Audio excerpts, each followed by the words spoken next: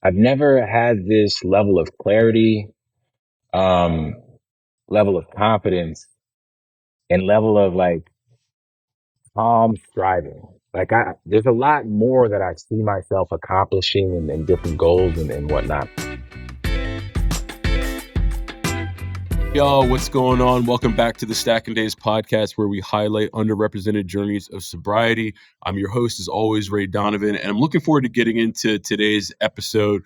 We got a brother with us that I've been following for some time. He's super motivational, and he'll talk a little bit about why he is that motivational man that he is. But from the outside looking in, he wears a ton of hats.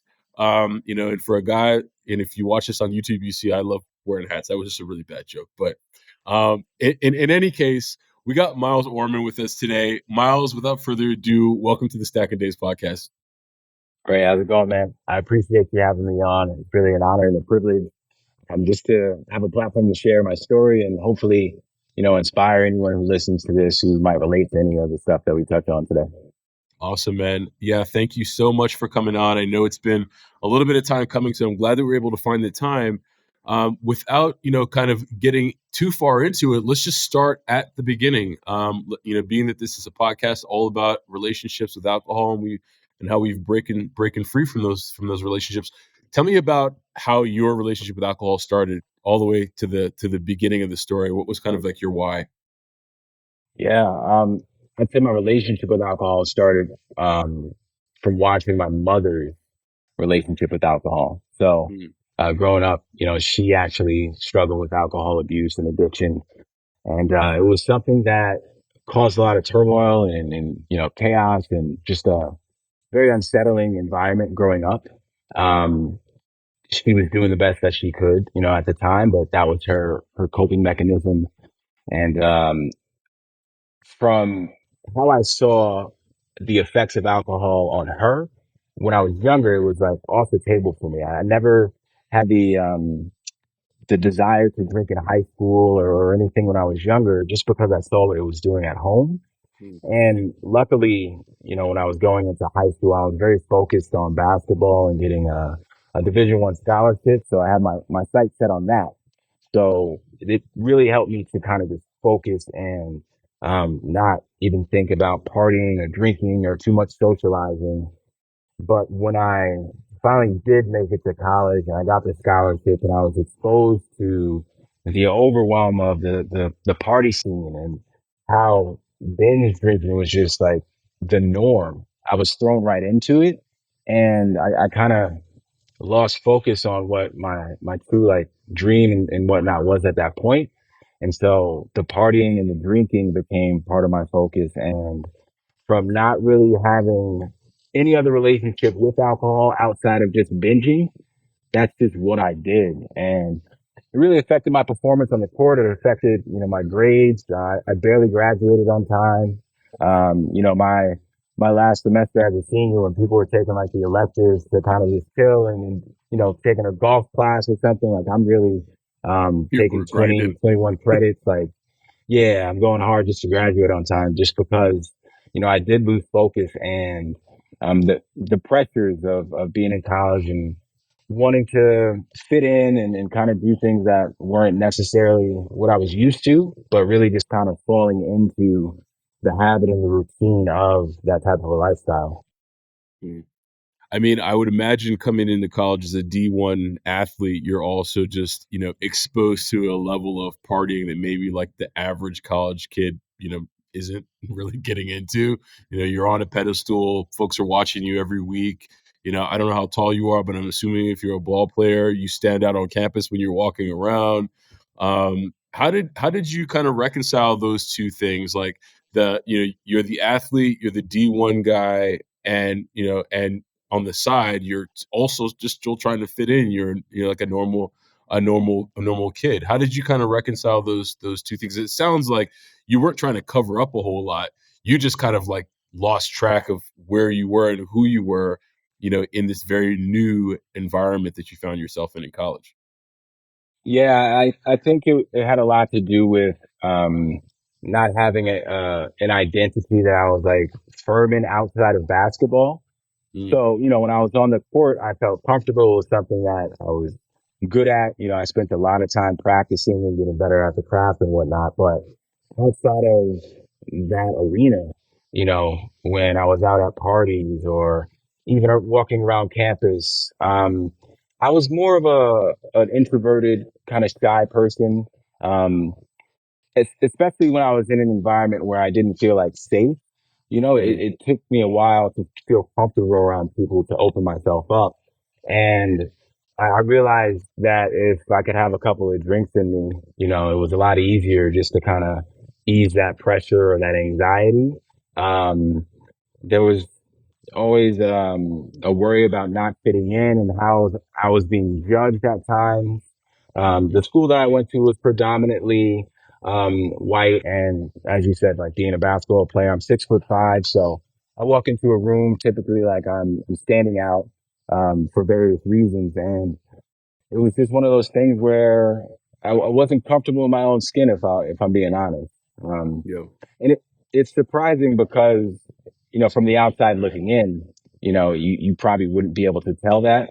I even did like improvisational, sketch comedy, like on campus and those type of things. So Mm, it's one of those things where people looking at you don't really know exactly what's going on internally.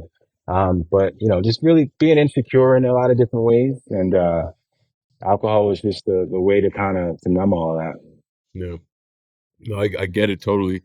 Did you at any point over the course of your time in college, whether it be, and it may be being a little bit evidence based, where like your play performance is struggling, your grades are starting to struggle. Did you to look at alcohol and say this is probably the driver behind why my play isn't where it should be, or why my grades aren't where they should be, or why I'm literally taking this thing down to the wire, in my last semester, is because of the drinking? Or was it not that acute? Was it kind of just like, I've been out partying too much, or this, that, and the next? Like, what was the dialogue that was going in your mind?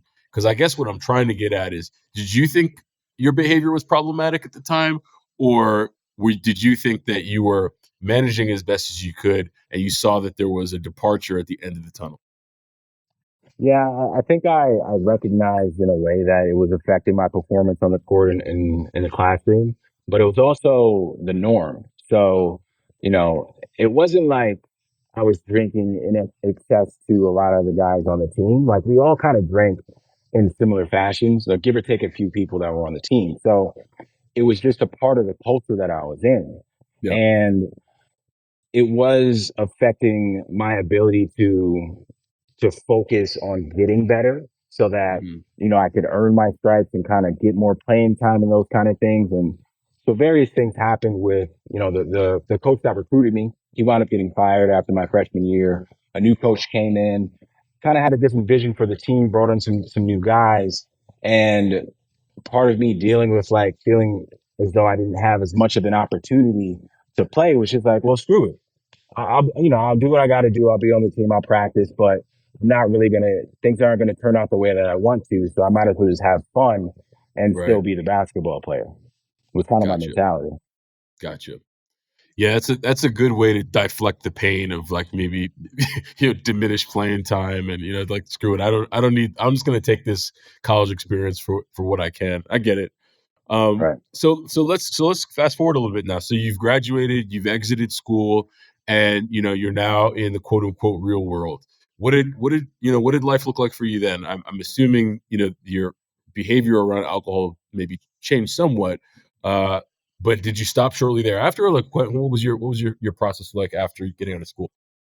Yeah. After getting out of school, it kind of just kept up in the same manner. Again, like a lot of binge drinking. I would go out and party on the weekends. I went back to live at home with my parents for a while, and I was trying to figure out my place in the world. For so long, I identified as this athlete. Playing career was over, and I was in the real world. Got a 9 to 5 doing a sales gig after a few months of being back home. Trying to find my way with that, but not really being like satisfied or happy. And again, just being at that age where partying was kind of the norm around the social circles that I was around. So it didn't look too crazy for me. Um, but I started to have these situations, you know, where I would go out on the weekend, and I was living in Jersey at this time. So we would party in the city, go out into Manhattan. One of my buddies used to live in Soho. So we were around that area. And there'd be these nights where we all go out to the bar and I'd be drinking all night. And then I'd wind up back at his place the next morning, like, and not recall, you know, bits and pieces of the night before. Um, you know, one time I got so drunk that I passed out outside of a bodega, you know, and woke up in the morning, you know, like not knowing what had happened. I had to walk like 100 blocks because my cell phone back at the time when we had like the flip phones and whatnot, the battery died. I didn't have any money. I couldn't communicate with anybody, and so I just had to walk back to his place. And so just like situations like that, like this isn't normal, man. But Yeah. it was just a habit, a lifestyle that just kept going on for a while.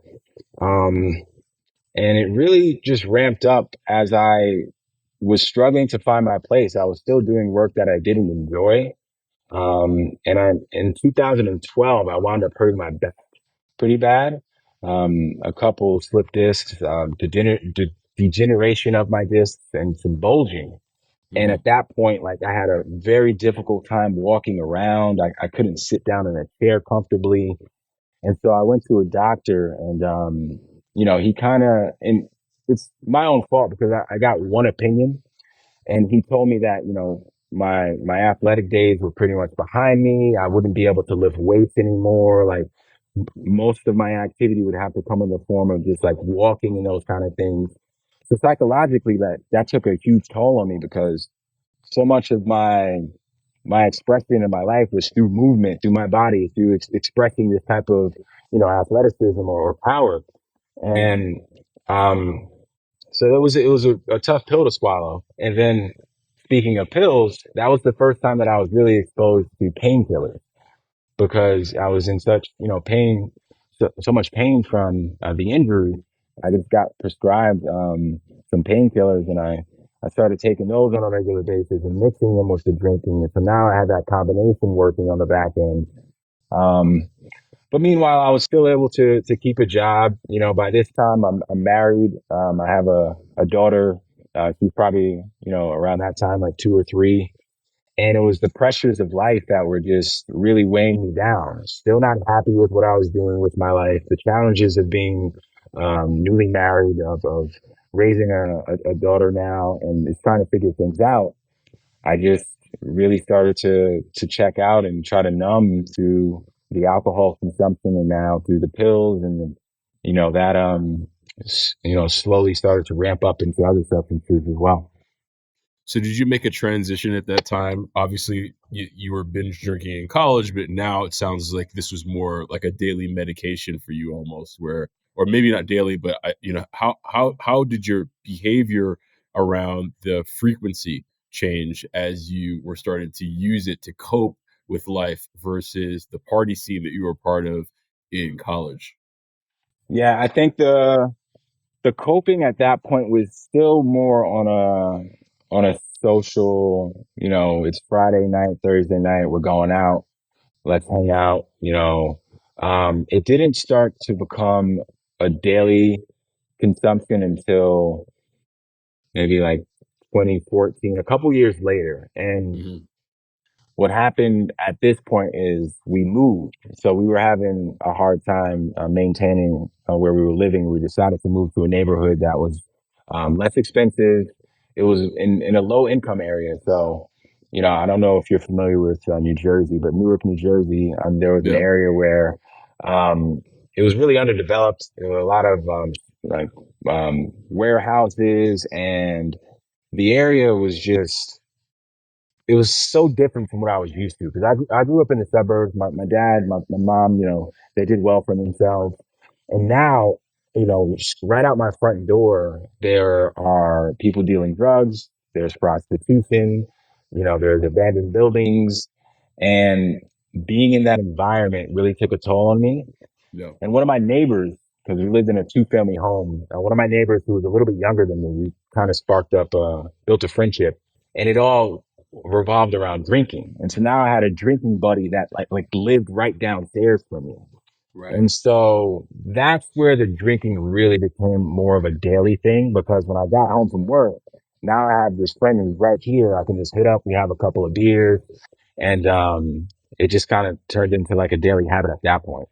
Yeah, I got you. I mean, that's tough, man. You know, obviously anyone who has got to live in that environment is challenging. You know, whether you grew up in that environment, whether you transplant plant into that type of environment. I mean, it's not healthy for anyone. I think that's a huge problem in our community, broadly speaking. But Right. um, where's your wife in all this? So, you know, you all are obviously dealing with a lot of these challenges together. You know, where is she in the story? Is she a drinker as well? It sounds like she wasn't your drinking buddy necessarily. But how where does she show up in the story? Yeah, we definitely, we did a lot of partying together. It's kind of like what we did when we first Okay. got together for many years. And that was, something that we just felt, connected on, her, her thing was never really drinking though. She drank socially and then she could just the next day cut it off. Yeah. And, for me, it was never like that. Once, one night we went out, the next day I would feel sluggish, have a hangover, kind of just say, screw it, let's start the day and, have a couple of drinks just to feel better. But, we definitely, did a lot of partying and socializing together. Um, she later on did partake in some other, partying with me with different substances. And, you know, when I was, going through the drinking and then the pills and those kind of things, that kind of translated into, I was exposed to ecstasy and then Molly and those kind of things. Um, it's funny because it really came across my radar through the music that was popular at that time. So a Mhm. lot of like trap music started coming out around there, and there was a lot of references to drugs and specifically Molly. Yeah. And so it was just like in my field of awareness. And so I started to seek that out.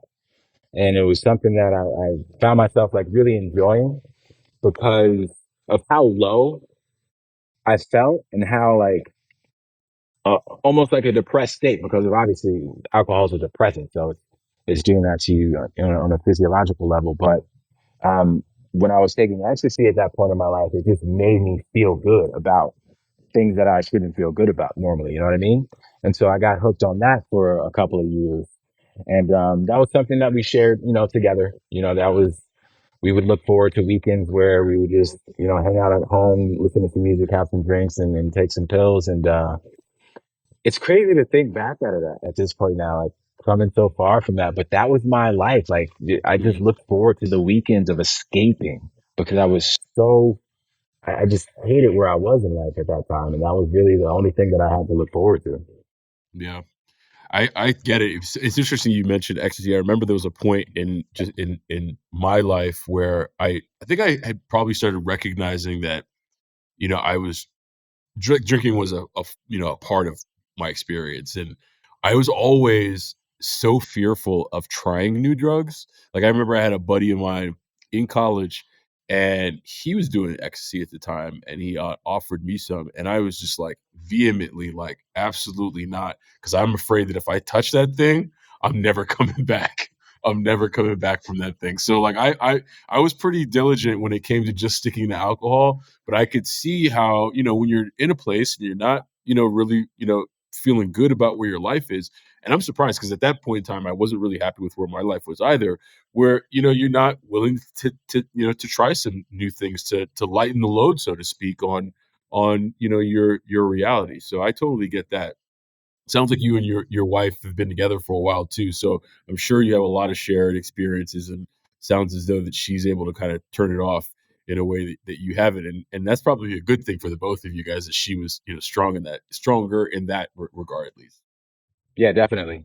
She has really been supportive over the last couple of years of my journey through my drinking, and the fact that it was never a thing for her made it that much easier. Like I wonder how things would have turned out if there was that resistance where we were both of the same vibe when it came to alcohol and those kind of things. So I really do appreciate her for just being by my side through these transitions and allowing me the space to grow and seeing me at places where I wasn't at my best, but knowing that deep down, um, I'll be able to kind of get through things and work through things. And yeah, man, we're going on 16 years together. We're going to be 14 years married, this September. So, she's my best friend. She's my ride or die.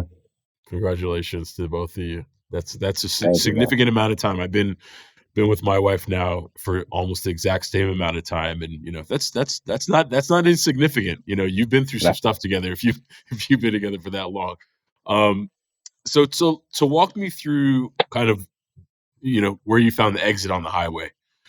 What led up to it, and then what did you do in order to right some of the behavior, the activities that you were involved in that you felt, I'm assuming wasn't serving you anymore. yeah. So the catalyst to it all was in 2016, we decided to relocate. And so again, this was where at that point we were living in the neighborhood that I was telling you about. And so much of, I think, the way that I was acting had to do with my environment. Right. And so on a subconscious level, I think I knew that in order for me to start to work on myself and work through all of these problems that I was dealing with, I needed to shake things up, in a intense way. And my wife, she grew up in Florida. And so, she spent time down in Florida and in Jersey with both of her parents. And she always had mentioned wanting to come back and live down here. And it was something I was just opposed to because my entire family was up north, all my friends and whatnot. Um, but after my son was born, he was born, in January of 2016. We kind of just said it might be nice for us to kind of just start over. We have a family now. We've had a family, but like family's growing, and Florida sounds like a good place to raise a family. Maybe the cost of living might be a little bit less, so let's try that out. And I was open to it, and it was the big disruptor that I needed. I had to start over. I had to spend a lot of time by myself, a lot of time just looking in the mirror and kind of taking stock of what's been going on. And, something that I would say over all of the years that I was struggling with the drinking and the drugging, I still had one foot in the personal development world. I've always been fascinated about human potential, about what's possible when you don't put limits on yourself. And so, even through athletic pursuits and those kind of things, I was able to get a taste of that, of what it would look like if you apply discipline towards a goal, towards something that you want to work for and manifest. And so I was able to see that at like a pretty significant level. But as the drinking and those kind of things started to take over more of my time, I forgot what that was like.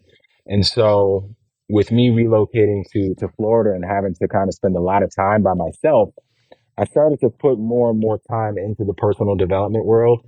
I've listened to thousands of hours of podcasts. I love reading books and consuming audiobooks and those kind of things. So, there's something to be said about I was doing something on a mental level and a subconscious level with how I was programming myself, even though I was still acting out in certain ways when it came to the habits of drinking. And I started to read more Quit Lit around that time. And then I started to listen to more podcasts about sobriety and about recovery. And this was over the span of probably 4 years. So the big shift didn't happen for me until right before 2020, let's say. There's a podcast called Recovery Elevator. I don't know if you're Mm. familiar with it. That was the And first one I probably listened to with Paul Churchill. yeah, Yeah. Paul Churchill. Yeah, it changed my life. And I really just started listening to that podcast.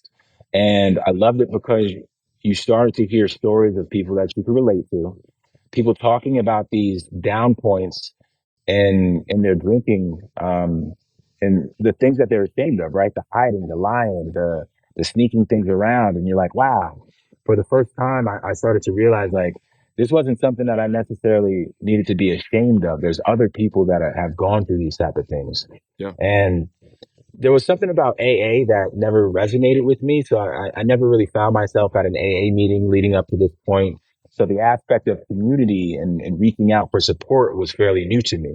And so this is the first time that I started to take that on as an option. And so Recovery Elevator has a private Facebook community for people who want additional support. And so I signed up for that and I started to share my story and I started to hear other people's story on a personal level. And that's where like the shift really started to happen. I was able to pick up different tools and try things on. And, I would have a month here and there where I didn't drink and then, I'd have a setback and, that kind of played on for the next couple of years. Um, but if there was one big thing that shifted it all for me, I would say it's two things. It was moving to Florida and then actually reaching out for support through the communities like Recovery Elevator. There's another one that I'm a fan of is 1 Year No Beer. They have a great community. Okay. Um, That's like so those UK two things. based, right? Yeah. Did that originate? Yeah. Okay. Yeah. Um, No, I mean, I love that. You know, it's interesting because you have some folks who will say that and you probably I know we both heard this on the recovery elevator that the geographic relocation is never the cure, right? It seems like you were Right. able Right. you were able to spin it, make it work for you. But I think that the podcast piece is huge. Like that was a huge part of my story, and even though and this is also in the midst of the pandemic, I had just moved to Colorado and didn't really have a huge community of in real life people to reach out and for support. So I almost use these podcasts as like my community, my imaginary community, that I would tap into. So I never joined. I think it's Cafe RE Right. is the community online. I never joined Cafe RE, but I mean I listen to the podcast every Monday and and also others that came out over the course of the week, and that was my way also of just kind of keeping myself accountable to just being in the mind space of of trying to unlock this piece of myself. And I always say to people, like, don't wait until the day that you're going to try to move away from alcohol to start doing the work. And like it sounds like for you, you'd been listening to this stuff for and reading for 4 years before you got to a point where you were able to string some things together successfully for yourself. And I think that's good because you want to lay that primer, you want to lay that foundation for yourself and program yourself, like you said, so that you can be successful. I think it's really hard. And I mean, I've talked to people who have gone cold turkey and like turned it on and off like overnight. And I just wasn't a person that could do that. There was so much that I had needed to unravel and unpack before I could make that call and then ultimately, be, moderately successful in those early days. So congratulations in finding your way to sobriety, even through some probably unconventional means that I'm sure before Recovery Elevator and some of these other, like you didn't even know it could exist for you. Hey guys, I hope you're enjoying the episode. If you are, we'd really love it if you could leave us a rating and a review on Apple Podcast or a rating on Spotify. And of course, please feel free to invite somebody into the conversation. If you feel like you have a story to share on the podcast, why not apply to be a guest? You can do so by completing the form on the podcast description or find it on stackndays.com. That's stackndays.com. But for now, let's jump back into the conversation. So talk to me about your kind of early sobriety. You've now strung together days. You're living a healthier lifestyle. You're probably sounds like you're back in the headspace of just holistic personal development. I know that at a certain point you transitioned that outwardly and became a personal coach. So like what does your life look like, in those early days leading up to where you are today from the standpoint of your own evolution? And what tools do you use to continue to stay on the track that you've been very explicit in being your core? Yeah. Definitely. It's a lot of messing up and then recalibrating, right? Like trying out different tools. Um, One thing that was paramount to me because I've always been interested in health and wellness as well, and trying to figure out what you can do. It sounds counterintuitive, right? Like you're a binge drinker for so many years, but then you care so much about health and wellness. It's like I was fascinated about what what we put in our bodies can do as far as our performance and how we feel. And back in it was 2018, I got certified as a nutrition coach. So that was my first exposure into coaching. It was in the realm of teaching people or coaching people about nutrition. And so I did that for a little bit. And as much as I liked it, I knew that I wanted to work with people on more than just what they ate. And so taking a more holistic approach to overall wellness and mindset. And so that was in the back of my mind. And there was there was the imposter syndrome that was still showing up for me in the early days of working, through recovery, because here I am teaching you how to be a better version of yourself. We're doing I'm talking to you about all these different things on how to eat and whatnot, but I'm still drinking, a lot on the weekends, and I'm partying. And, in the first couple of years, I was still using other substances when I moved down here. And so it took me a while to actually, um, get to a point where I could be in integrity with what I was talking about. That was important to me because I never want to suggest that anyone does something that I haven't done myself. So I needed to prove to myself that I could make these changes, and I was about the lifestyle that I was promoting. And initially there was a lot of like struggle. I understood that I had to rebuild my body. So along the years, I put on like 60 pounds of added weight just from, um, really believing in the diagnosis that I got as far as my back and not being able to recover from that. And a quick sidebar, like I was a huge wrestling fan growing up. And so I don't know if you're familiar with DDP, Diamond Dallas Yeah, Page. yeah. So his, yeah. So Diamond Dallas Page has this yoga program. It's called DDP Yoga, and it came I across see my that. radar. Yeah. Yeah, and it was really cool because at the time where I started to dive into working some of the recovery stuff, he was actually promoting it about how he helped Jake the Snake Roberts overcome Mm, addiction, and how he was sober, and he rebuilt his body from the ground up from this. And so I think it was right around like 2019, I started diving into DDP yoga and working on like trying to rebuild my lower back and working on mobility and flexibility and those things. And I started to see some changes in how I was feeling. And so over some time, like I really started to feel the difference in my body. And I was like, all right, well, if I could get to this point, what would happen if I started to really dedicate myself and figuring out how I could get stronger and how I can work on my mobility even more. And so I started working with an online trainer at that point. His name's BJ Gador. Shout out to BJ Gador. Um, that I think that really reconnected me to that athlete that was laying dormant inside of me for so long. I finally had something where I could put all my focus and my attention into like this disciplined approach towards physical fitness again. And I was starting to gain confidence, right? And along the way, I'm learning about breath work, and I'm learning more about meditation, and I'm taking that on and seeing some of the results from having these tools and things that I can utilize as opposed to relying on the drinking. right. And so I just, I did a lot of reflecting and spent a lot of time with myself trying to process through what was it that had me running back to the bottle, back to the substances. And it was just for so long, I didn't feel good in my body. I didn't feel good in the way that I was expressing my gift.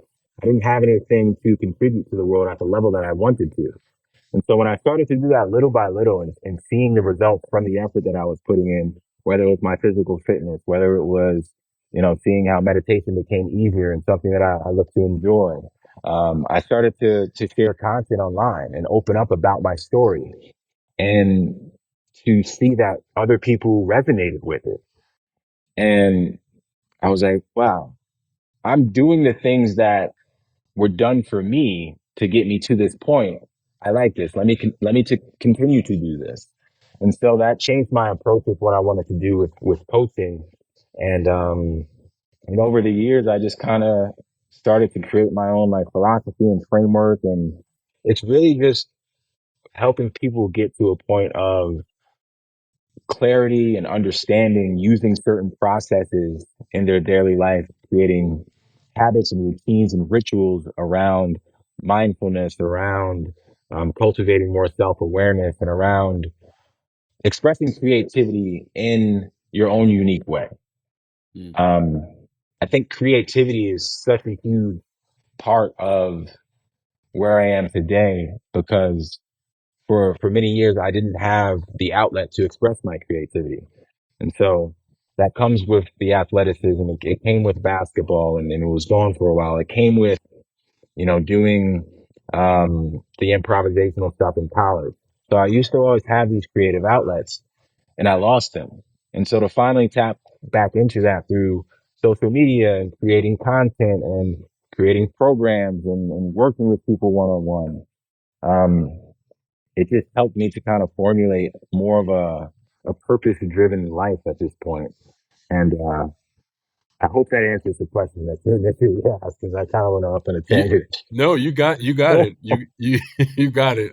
I appreciate it, and I oftentimes I ask questions just to, to pique one's, ability to just go there. You know what I mean? And like so, I sometimes just get lost in listening to the responses. So I appreciate you kind of laying out how you got into where you've gotten. I have a question for you because like a lot of people when they're trying to pursue betterment, whether it's on the back of a substance or whether it's just kind of doing the quote unquote work, they'll turn towards like a traditional therapist versus a personal coach, so to speak.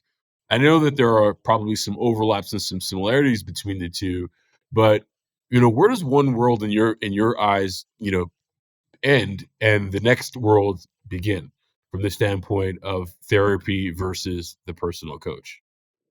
Yeah, that's a great question, and I think a lot of people have it. There are a lot of similarities and things that overlap. I feel because I actually have a personal therapist that that I go to, and these are conversations that we've had. But in my experience, therapy deals a lot with the past and trying to work through past experiences and traumas and kind of stay in the past in a sense. Hmm. Where coaching is a lot more future oriented. It's what are we working towards? What are some of the goals that you have that you're um, limiting yourself from, exploring? Let's work Hmm. on how we can get you there as opposed to let's go back into the past, uproot some things, kind of work on the healing that's required to maybe work through traumas and those kind of things. Um, and that's not to say that that doesn't get touched on with coaching, but it's just in my personal experience, coaching has a lot more to do with the future as opposed to the past. I think that's a pretty clear and understandable model for the layman to understand. I think that's great. Thank you. Um, Absolutely. s- Speaking of the past, and this is a little bit of a deviation from the conversation, going back to something that you talked about early, almost at the beginning of the episode. Your mother, right? And the fact that that she had her own problematic relationship with alcohol. Was that something you were ever able to kind of revisit in your more mature years after you've had your own experience? Or is that something that you kind of just had to leave where it was, for you at least in the past? Yeah, it's I definitely have had to re-experience it, and there's still a lot to kind of work through. I have so much more compassion Yeah. and understanding for my mother at this point, um, because I know if she if she knew a better way, like if she really understood the better way of dealing with her pain and dealing with whatever it is that she's trying to escape from, I believe that she would utilize a different method. Uh, but unfortunately, she's never gotten to that place, and it has affected our relationship. We don't have the type of relationship that in my heart, I wish we would. There is a void when it comes to the relationship that I have with my mother, and it makes me sad, that she wasn't able to get the help that she needed, and there was a lot of a life that she wasn't able to live or has not been able to live because of um, being stuck in the past and those kind of things, and just not having the belief that things could change and the right resources and the willingness to do the work. Right? You have to be willing to do the work and kind of take accountability for the life that you create. And unfortunately, she hasn't really been able to do that. Um, but yeah, I view a lot of my memories and experiences in childhood from a different point now, having now being a parent myself and also being on the other end of addiction. I know she intentionally didn't do the things that she did in the past to hurt me and those kind of things, but there is a level of accountability that you need to have in order to work through these kind of things. Yeah. No, I appreciate that. And thanks for being, for being forthcoming and sharing that. I know that, whenever, at least for me, when I talk about my parents and, it's never easy, and I was chatting with someone earlier today, uh, along similar lines, right? Where, we have an opportunity as parents who've kind of gone through our own journey to, I guess, for lack of a better term, use the cliche, to break the cycle, right? And to evolve our children in a way that maybe we didn't have that opportunity in our come up, and it's just so difficult to reach back and pull the parent up. You know what I mean? So I hear you, I feel you on that 100%. So thanks for sharing that. Um, Absolutely. Couple questions that I have as we kind of take this plane in here. One is, when you were in your darkest days, and maybe this is right before you left Jersey, before you got to Florida, maybe right when you got to Florida, you're trying to figure things out. How would someone have known that you were struggling if you didn't explicitly tell them so?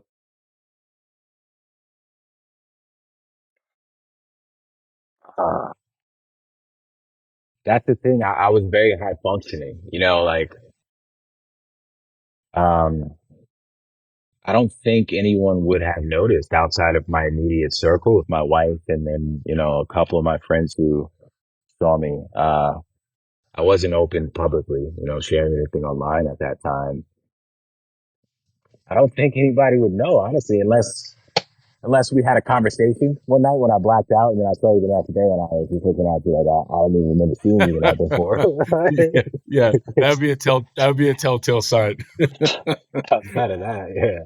Yeah, Yeah, man, that was part of the problem in a sense. I was very high functioning. So I was still able to do pretty well at most of the jobs that I've had. But just not get to that next level that deep down, like I said, I've always had this affinity for, human potential and just trying to figure out like, how can you get better? What's possible? Um, so having that kind of a mentality along with, the substance abuse issues, like I was still able to kind of post by and most people didn't know. yeah, I get it. I mean, there's no right answer to that question either. I ask everyone because I think it's so important to recognize that there is a gamut of where someone sits on any spectrum, right? And just because you are struggling doesn't mean that someone's going to be able to see it, and that isn't the case necessarily for the person who's standing right next to you. They might have a very different answer to that question, and we're here to help. So I appreciate that. Next question I have is, for someone who's sitting there and, maybe they've just made their Florida move, right? Maybe, they're looking at the fact that they're growing their family, or, there's a bunch in life that they want to accomplish that they feel like they're holding themselves back, and alcohol or something of that ilk is the issue. But they don't know what the first step is. They don't know what they should do in order to start pursuing a better life. What would you suggest to that person? Yeah, I think reaching out to someone for support and letting them know what's going on, finding some type of community, whether in person or nowadays, there's so many alternatives online. Um, I think having that reassurance that you're not alone is so important in this process because for most of the time you do feel like you're alone when you're in your head and thinking about all the regrets and those type of things. Um, So being able to find a safe place where you can express what's going on and have the encouragement and the hope that things can change. You need examples of people who were able to overcome the things that you're working through and to show you that there is light at the end of the tunnel. So first and foremost, I think it is once you have the understanding that there is an issue there, reach out and find some type of support. Yeah. Miles, have you gotten to a place in your life where you're starting to feel that fulfillment that you had been seeking for all those years? Yeah, man. I was just telling my wife like a week or two ago, like I've never, even when I was playing basketball, right? Because I'm wiser, I have more experience, I've worked through more problems. I've never had this level of clarity, um, level of confidence, and level of like calm striving. Like there's a lot more that I see myself accomplishing and different goals and whatnot, but it's like I kind of I everything is connected in as far as how the process goes with um being patient and working through things. Like I feel as if you have examples of when you were patient and persistent and you showed up and you just took action and you just kept going. It's one of the things I always talk about is keep going and keep growing. Like I've proven to myself that I'm a person of my word. I've proven to myself that I'm disciplined. And I'm proving to myself that if there's something in my mind that I want to create, whether it's something, with my body or I envision myself doing a movement and an exercise that I can't do. And then a year down the line, like, I'm finally doing that. Or I have this idea of creating a business or becoming a mindset coach and I do it, or an idea of creating content or, now I'm working on writing and this vision of finally getting to a place where alcohol doesn't have a hold on me. You just have all these vantage points and all these reference points where you're like, everything's going to be all right, man. Just keep going. Just keep growing. Like things will work out. And it's a really cool place to be in. It's not to say that there are not going to be more challenges. There's not going to be more problems. Um, but I just have this reassurance where, um, I truly believe everything is unfolding the way that it should. Um, the meditation and the mindfulness is a huge part of my life. And I've gotten really good at listening to my intuition, being, looking forward to that place of solitude and silence. Like there's so many downloads that you can access. And it's like a, it's like a juicy, like, I don't know. There's just a lot to love about connecting to source or to God or to the universe, whatever your language is, whatever you get with. There's something more powerful than you that is assisting you along this life. And it feels good to be able to tap into that if you build in these habits and these routines to do that on a consistent basis. I love I love the sound of that, and even though we are for the most part perfect strangers, I love for you that you're in this space that you're in right now. I think that's fantastic, man. So congratulations to you. Where can folks find you, Miles? Yeah, I spend a lot of my time on Instagram. I mess around on Facebook and TikTok here and there, but I post consistently on Instagram. Right now, I'm working on a weekly newsletter that I plan on launching in the second quarter of the year. Uh, uh, what it's going to be called Mindful Observations. I was just working on that. I'm going to transition that into a podcast and a YouTube channel for an audio and video version. I just want to be able to discuss and explore the topics that I share short form on Instagram and more of a long form manner so there can be more depth to the conversation. And yeah, it's Miles dot Orman Orman on Instagram, and that's where you can find me for the most part. Cool. Well, for the listeners, if you're not following Miles yet, go give him a follow. Go check him out. The brother is extremely motivating, as you can tell by this conversation. But from what I can tell, just an all around good person. So, Miles, look, man, I appreciate you. Thank you for spending some time with me here on Stacking Days. Absolutely, man. I appreciate you having me on, Ray. Thank you. You got it. You got it. Talk to y'all next time. Be well. I appreciate you guys listening to the Stacking Days podcast. I hope this episode added value to your recovery and wellness journey. Before we go our separate ways, let's connect on social. You can find us on TikTok and Instagram at Stacking Days or via the website www.stackingdays.com. By supporting the show, you can play a direct role in amplifying people of color in their pursuit of recovery. The easiest way to do that is to subscribe or hit the follow button. This way you'll never miss an episode, all while playing an active part in creating the ecosystem where diverse voices in healing matter. This show is for the purpose of education and connection and is not a replacement for therapy or recovery care. For more information on the resources and support available, take a look at SAMHSA and some other resources shared in the description. Until we meet again, be well, one day at a time.